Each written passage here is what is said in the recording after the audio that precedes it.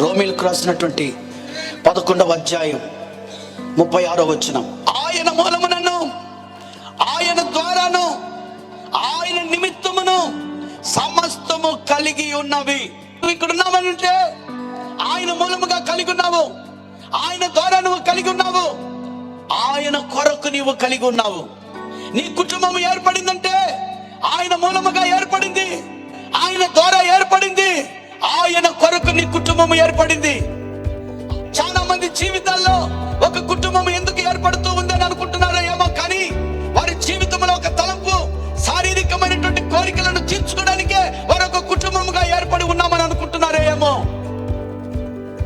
అలాగే భూమి మీద ఒక గొప్ప పేరు సంపాదించుకోవాలనే వారు ఒక కుటుంబంగా ఉంటున్నారేమో. ప్రియమైన సహోదరుడా, సహోదరి, నీవు నీ కుటుంబము దేవుని ద్వారా, దేవుని మూలముగా, దేవుని కొరకు ఏర్పడింది.